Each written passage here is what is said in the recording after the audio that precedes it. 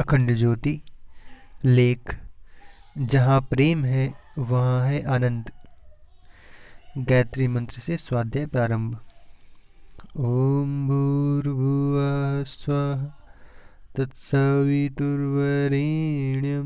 भर्गो देवस्य धीमहि धियो यो नः प्रचोदयात्। आत्मज्ञान की परम उपलब्धि के बाद महावीर लोक कल्याण हेतु जन सामान्य के बीच भ्रमण करने लगे। वे जहाँ भी जाते वहाँ उनके दर्शन करने एवं उनका उपदेश पाने के लिए हजारों लोग जमा हो जाते थे। उनके अमृत उपदेश को पाकर कोटिशः लोगों का जीवन बदल चुका था। भगवान महावीर के ज्ञानोपदेश पाकर लोग सहज ही मुक्तिपथ, धर्मपथ, सतपथ पर चलने को प्रेरित होते थे। राजा महाराजाओं से लेकर सामान्य जनों के बीच महावीर की ख्याति पूर्णिमा के चांद की तरह फैल रही थी। अचानक एक दिन भ्रमण करते हुए भगवान महावीर वेगवती नदी के किनारे स्थित एक उजाड़ गांव के समीप पहुँचे।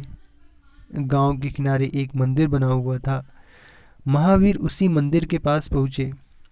उस एकांत स्थान को देखकर महावीर ने सोचा, यह स्थान उनकी साधना के लिए ठीक रहेगा। उसी समय उस गांव के कुछ लोग महावीर के पास पहुँचे और उनसे बोले, महात्मन, आप इस स्थान पर नहीं ठहरे। क्यों? महावीर ने पूछा। क्योंकि इस स्थान में, इस मंदिर में एक विशालकाय दैत्य रहता है। वह लोगों को बहुत परेशान करता है, यहाँ तक कि वह कई लोगों की हत्या भी कर चुका है। यहाँ आसपास बिखरी हुई अस्थियाँ कुछ ऐसे ही अभागे लोगों की हैं जो सूल पाणी नामक उस दैत्य के हाथों मारे गए हैं। उसके कारण इस गांव के लोग सदा भयभीत रहते हैं। गांव वाले बोले, यह गांव भी कभी खुशहाल रहा करता था, पर सूल पाणी के कारण ही यह गांव अब वीरान हो चला है। आप तो वैसे ही बड़े कृशकाय व दुबले पतले हैं, अब आपको पल भर में ही समाप्त कर डालेगा। यह सुनकर भी सदा अहिंसा की परम भावना में अवस्थित रहने वाले महावीर के चेहरे पर अपूर्व शांति छाई रही। भगवान महावीर को वहाँ से चले जाने का अनुरोध कर ग्रामीण भी वहाँ से लौट चुके थे। महावीर ने उनके भय को दूर करने की ठानी, क्योंकि वे जानते थे कि जहाँ हिंसा है वहीं भय है, जहाँ भय है वहीं दुख है, जहाँ निर्भयता है वहीं आनंद है। ग्रामवासियों को भयमुक्त करने के विचार से महावीर उसी स्थान पर बैठ गए। वे वहाँ अवस्थित मंदिर के प्रांगण में एक ही स्थान पर खड़े होकर ध्यान करने लगे। वे जल्द ही ध्यान की गहराई में उतरकर आत्म केंद्रित हो गए। बाह्य जगत से उनका संपर्क विच्छेद हो गया। उधर अंधेरा घिरते ही वातावरण में घोर सन्नाटा छा गया, पर अगले ही पल उस सन्नाटे भरे वातावरण में भयंकर गुर्राहट गूंजने लगी। हाथ में भाला लिए शूलपाणी वहां आ पहुंचा। उसने भगवान महावीर को क्रोध भरी नजरों से देखा। उसे आश्चर्य हो रहा था कि उससे भयभीत हुए बिना उसके सामने कोई व्यक्ति अब तक कैसे टिका है।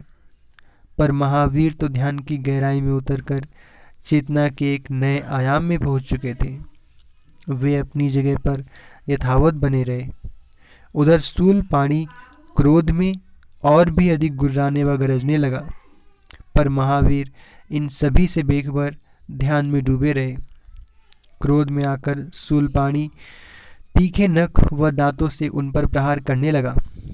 इतने पर भी महावीर ध्यानमग्न रहे, अविचल रहे।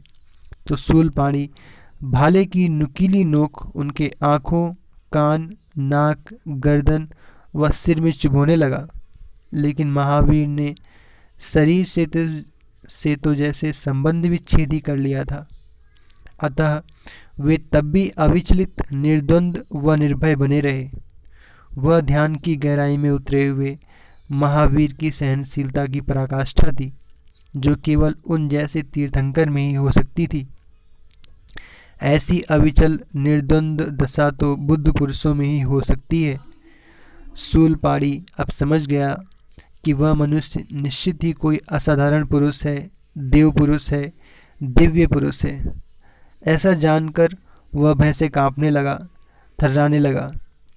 तभी भगवान महावीर के शरीर में से एक दिव्य आभा निकलकर शूलपाणी के शरीर में समा गई और देखते ही देखते उसका क्रोध शांत हो गया, उसका गर्व चूर चूर हो गया। वह अप्रतिम शांति व शीतलता का अनुभव करने लगा। अब तक किए गए बुरे कर्मों पर उसे ग्लानि और पश्चाताप होने लगा। वह महावीर के चरणों में लौट गया और उनसे क्षमा मांगने लगा।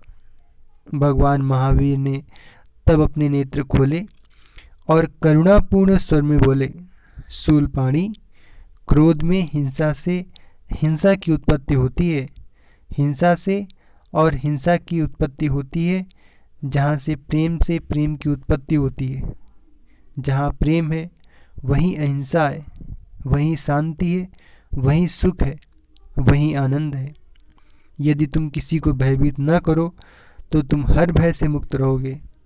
भगवान महावीर की वचन सुनकर शूलपाणी की आंखें खुल गई और वह सच्चे पथ पर बढ़ने के लिए संकल्पित हो उठा।